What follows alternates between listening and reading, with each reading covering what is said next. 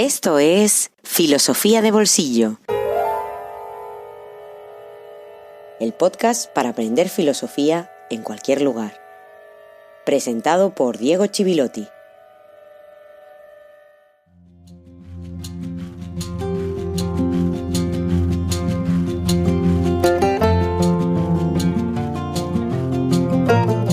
Buenos días y feliz jueves filosófico número 23.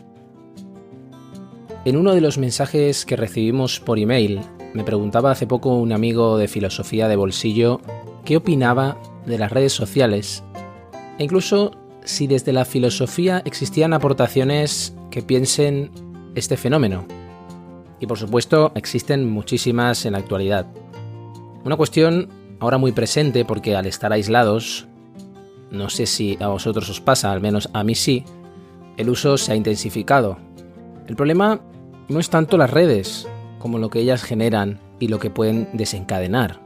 Y una de las cosas es la liquidación de la lectura, que es algo que tanto reivindicamos en este podcast. No me gustaría que esto pareciera la típica queja de las viejas humanidades hacia los nuevos medios tecnológicos, que yo utilizo, que admiro por su utilidad.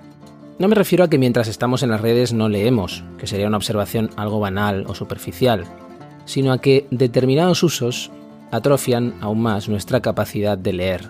No sé si lo habéis experimentado, pero yo lo experimento a menudo. Compartes algo, una imagen, una frase breve, un GIF. Existen tantas formas en las redes de comunicarse, pero algo que no sea absolutamente evidente o que tenga una lectura unívoca, sino algo que pueda generar muchos sentidos y lecturas.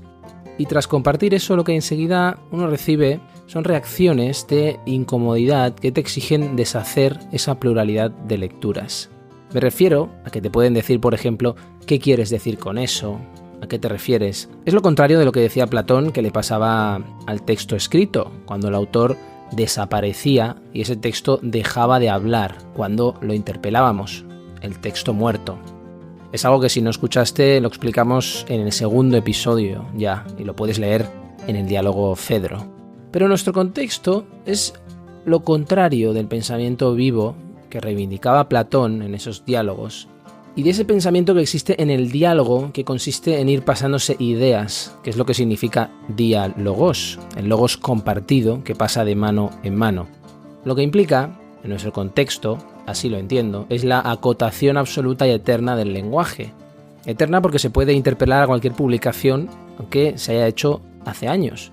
La transparencia total significa, es decir, la liquidación de la lectura y de la hermenéutica, que parte de esa ambigüedad siempre de los símbolos, del lenguaje. Como si pudiéramos proyectar luz sobre las sombras en los cuadros de Rembrandt, por ejemplo, lo cual desactivaría la propia luz, que es tan importante. Y eso es porque en las redes toda publicación se puede aclarar ad infinitum, y el silencio se condena como si fuera obsceno. Callaré mejor y dejaré que la elocuencia de Descartes nos siga hablando.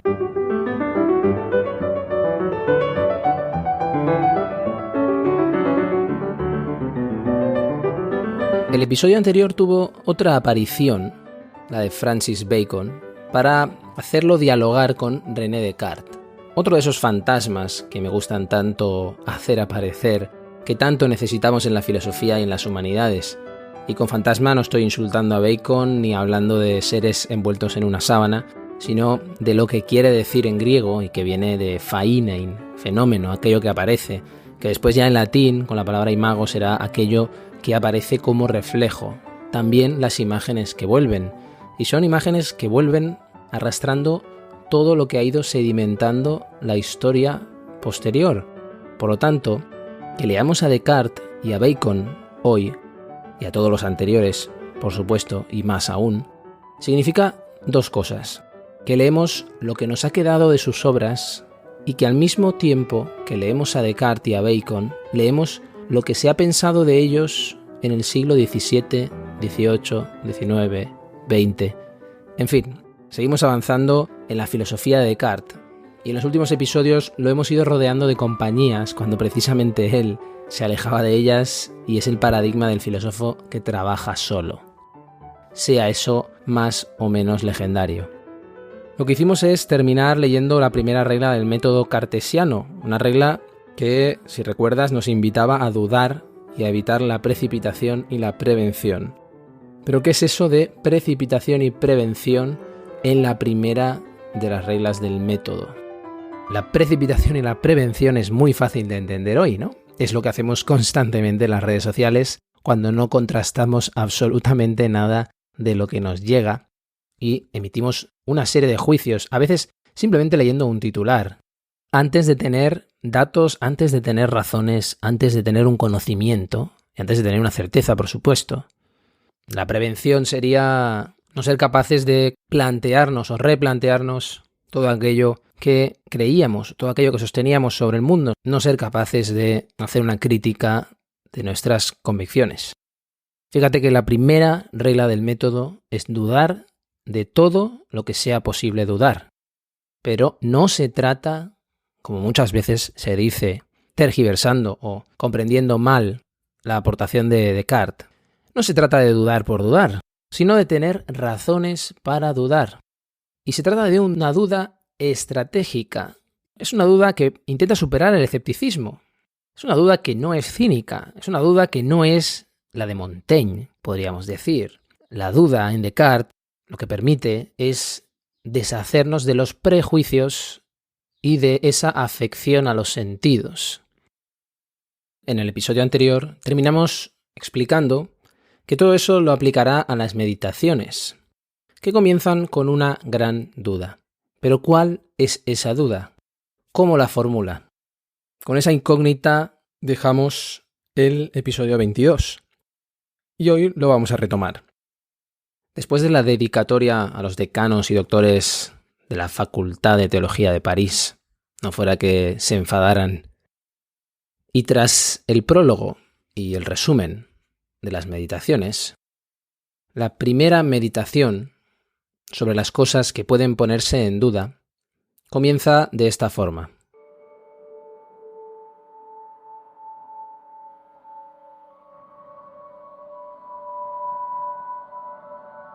Hace ya mucho tiempo que me he dado cuenta de que, desde mi niñez, he admitido como verdaderas una porción de opiniones falsas y que todo lo que después he ido edificando sobre tan endebles principios no puede ser sino muy dudoso e incierto.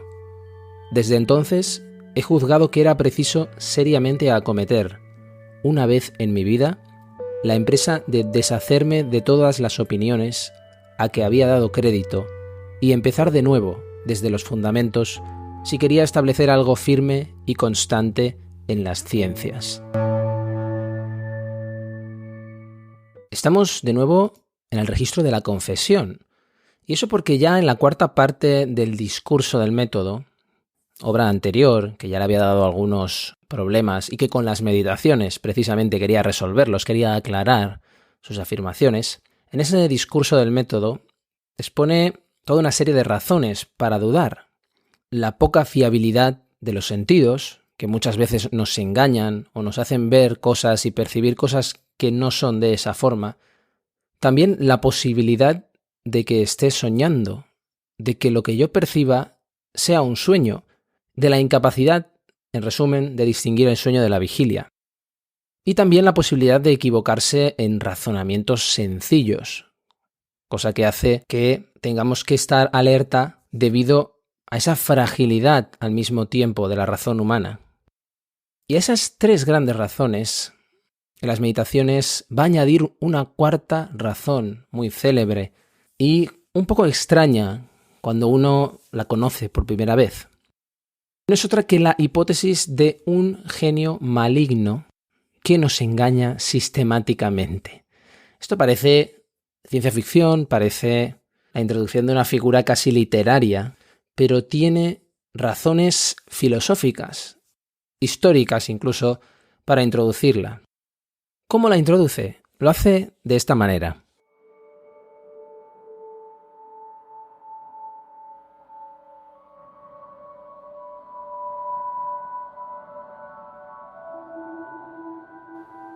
Supondré, pues, no que Dios, que es la bondad suma y la fuente suprema de la verdad, me engaña, sino que cierto genio o espíritu maligno no menos astuto y burlador que poderoso, ha puesto su industria toda en engañarme.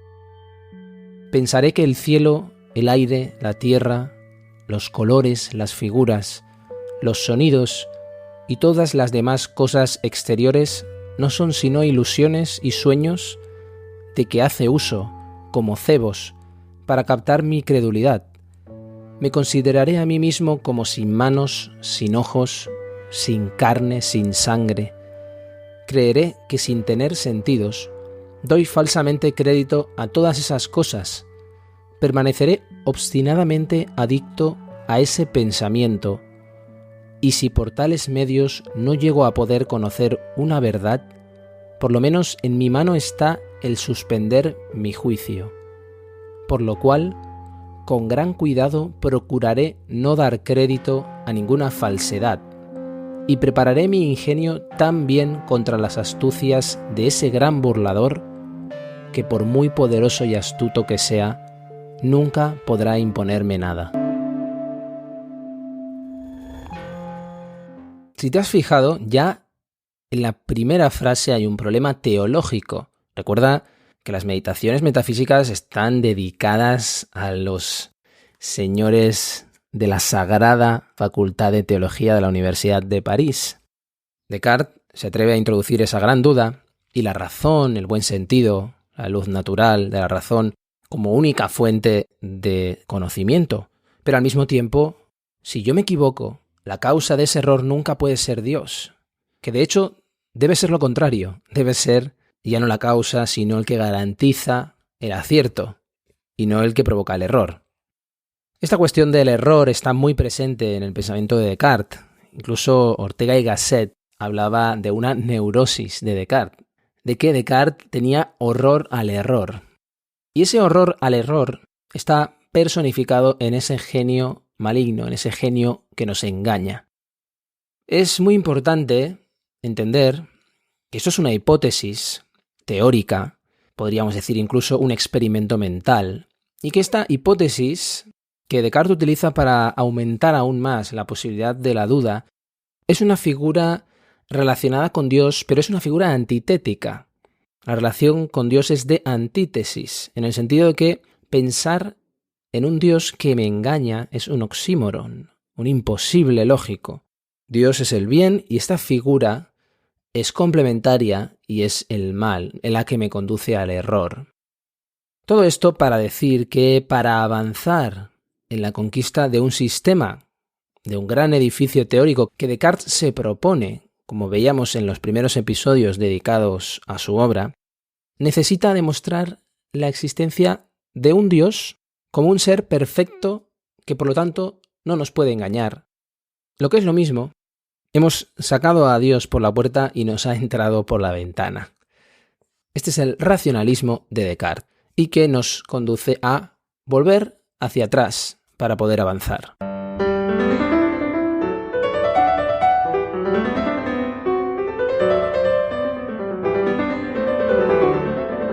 Hacia la certeza matemática.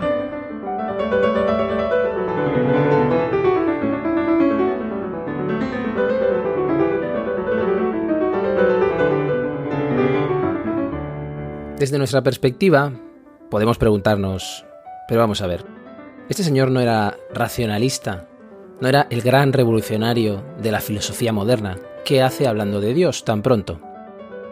Bien, el punto de partida de Descartes, recordemos, es la pregunta por la certeza de nuestras afirmaciones. Necesita cimientos fuertes para fundar una nueva filosofía y una nueva ciencia. Y entiende esa certeza de nuestras afirmaciones como la imposibilidad de dudar. La duda es para llegar a que sea imposible dudar. Para pasar la prueba de la certeza, Descartes llega a dudar de todo aquello de lo cual no sea absolutamente imposible dudar. Es una prueba muy exigente. Y esa prueba es lo que se conoce como la duda metódica universal. Metódica porque se propone como camino simplemente y no como punto de llegada. Por eso no se duda por dudar, sino que se duda para superar la duda. y universal porque se extiende a todo, incluso a mi propio cuerpo, como describía en esas meditaciones metafísicas. Lo primero que cae, lo primero que se derrumba frente a esa prueba es el mundo sensible, es todo aquello que nos rodea y que percibimos por los sentidos, porque los sentidos nos han engañado muchas veces. Nos engañan. Muchas veces nos parece que algo es grande, pero resulta que es grande por la perspectiva. En estos últimos días se hablaba de las aglomeraciones humanas en según qué calles y después había gente que aclaraba que se trataba de un efecto óptico por las cámaras y la perspectiva. Creo que nos entendemos cuando hablamos de que los sentidos nos engañan en muchas ocasiones. ¿Qué es lo que se salva en primer lugar, por lo tanto? Como puedes imaginar, lo primero que se salva es la aritmética y la geometría. Para Descartes, las verdades matemáticas son absolutamente necesarias y válidas para la mente y en la mente. En la mente, entendida como si fuera un depósito, un espacio en el que tienen lugar. Aunque propiamente no tienen lugar, ¿verdad? Porque estamos hablando de entidades abstractas. Pero eso sería avanzar demasiado. Lo que quiero decir con esto es que Descartes sostiene que esas verdades matemáticas nos conducen a darnos cuenta de que ni soñando la mente puede funcionar de otra forma. El triángulo es triángulo con dos ángulos rectos, en el sueño y en la vigilia. En un principio, lo único absolutamente cierto de lo que estoy pensando es el hecho que yo lo pienso. Una certeza que tiene lugar en el mismo funcionamiento de la mente. Y por eso ese funcionamiento de la mente va a ser la base sobre la que se edifique una nueva filosofía, incluso sobre la que se edifique el concepto de sujeto que seguimos teniendo nosotros, incluso la psicología como tal. La mente, a partir de Descartes, se entiende como el ámbito de la verdad, el ámbito de toda verdad, aunque después haya evidentemente muchos autores que lo van a criticar eso. No quiere decir que de toda la realidad solo quede la mente y desaparezca todo lo demás. Con la duda metódica, no es que disminuya el contenido de lo real, sino que todo lo que pensamos se encuentra en el pensamiento.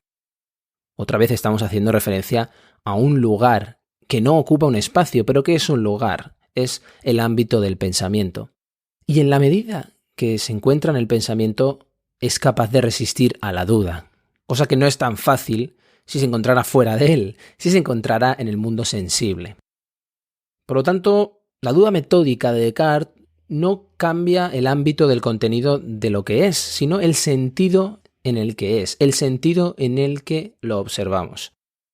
Todo lo que es, el ente, para entendernos, queda reducido a la mente, pero con el mismo contenido. Y a partir de aquí, verdadero, en la filosofía de Descartes, es aquello que la mente percibe con claridad y con distinción. Claridad y distinción son los dos criterios fundamentales. Y eso a diferencia de lo que sucede en la percepción del mundo sensible, en la percepción empírica. Porque las características de la pura percepción, esa percepción limpia de los errores de los sentidos, son la claridad entendida como algo que es manifiesto, que se percibe con la suficiente intensidad, y la distinción en el sentido de que está suficientemente delimitada la cosa para que yo no la pueda confundir con otras cosas. De tal manera que la percepción es absolutamente precisa, algo que en el mundo sensible, en el mundo de los sentidos, no sucede. No hay claridad y no hay distinción.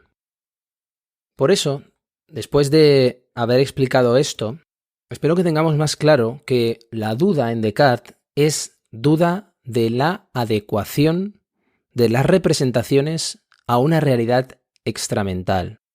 Dicho de otra forma, dudo de que las representaciones que yo produzco, o incluso de una forma más precisa, digamos, que mi mente produce, se corresponden con la realidad que hay fuera de la mente.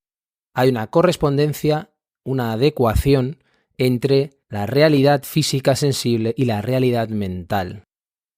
Y todo eso después de haber afirmado que la realidad empírica es dudosa, es cambiante, es confusa. no está dotada de claridad y de distinción. Descartes llega a la conclusión que no puede poner en duda las verdades matemáticas. Su validez es una ley absoluta de la mente. Descartes dice que no puede dudar de esas verdades. Pero cuando extiende la posibilidad de la duda en las meditaciones metafísicas, con esa cuarta razón para dudar, nos está diciendo que podría ser incluso que nuestra mente haya estado hecha por un genio maligno, que la haya hecho de manera que piensa cosas que no son verdad. Esa hipótesis con la que trabaja tanto la ciencia ficción, de que seamos un experimento de otra mente. Una cuestión de la que tanto se ha alimentado la ciencia ficción, que es siempre tan filosófica o tan fértil filosóficamente, en series, películas desde hace años, desde, por ejemplo, El mundo en el alambre de Fassbinder o la célebre Matrix, por ejemplo. Entonces, ¿esto no es real? ¿Qué es real? ¿De qué modo definirías real? Si te refieres a lo que puedes sentir, a lo que puedes oler, a lo que puedes saborear y ver, lo real podría ser señales eléctricas interpretadas por tu cerebro. Este es el mundo que tú conoces. El mundo tal y como era a finales del siglo XX. Ahora solo existe como parte de una simulación interactiva neural que llamamos Matrix. Que estemos conectados a una realidad que es una falsa realidad, o que no es verdad.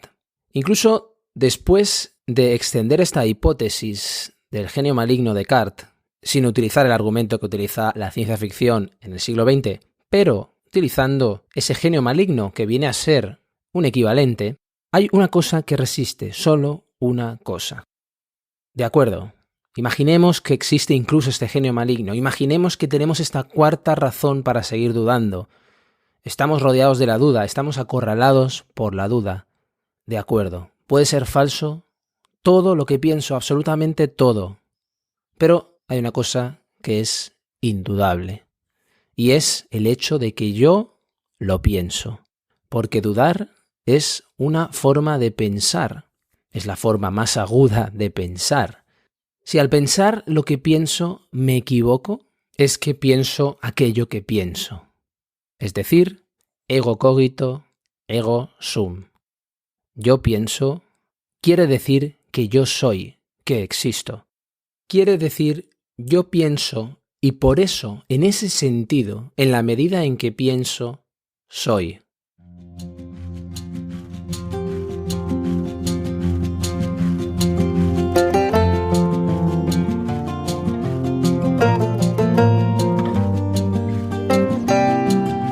En la modernidad, la vida religiosa, el Estado y la sociedad, así como la ciencia, la moral y el arte, se convierten en otras tantas encarnaciones del principio de la subjetividad. La estructura de esta es aprendida como tal en la filosofía, a saber, como subjetividad abstracta en el cogito ergo sum de Descartes y en forma de autoconciencia absoluta en Kant. Se trata de la estructura de autorrelación del sujeto cognoscente que se vuelve sobre sí mismo como objeto para aprenderse a sí mismo como en la imagen de un espejo, especulativamente. Jürgen Habermas, el discurso filosófico de la modernidad. Y así termina este episodio 23, en ese camino hacia la certeza matemática que nos ha puesto frente al célebre cogito ergo sum, esa frase tantas veces repetida y tan mal entendida como veremos en el episodio 24. Otra vez estoy utilizando un gancho para que sigas escuchando Filosofía de Bolsillo, pero es absolutamente involuntario porque no es que sea especialmente hábil en asuntos de publicidad y marketing. Como siempre tienes las redes sociales para poder comunicarte buscándome como Diego Chivilotti. Tienes la página web que va a ir creciendo en recursos y en propuestas, filosofiadebolsillo.com, y también nuestro email, Escribe a correo@filosofiadebolsillo.com. Espero que estos podcasts los puedas acompañar de lecturas, especialmente el discurso del método, también las meditaciones metafísicas, estas dos obras especialmente de Descartes, que como te decía sintetizan su gran aportación y es la que más estamos comentando a lo largo de estos episodios. Te espero, como siempre, la próxima semana, una vez más en Filosofía de Bolsillo. Hasta pronto.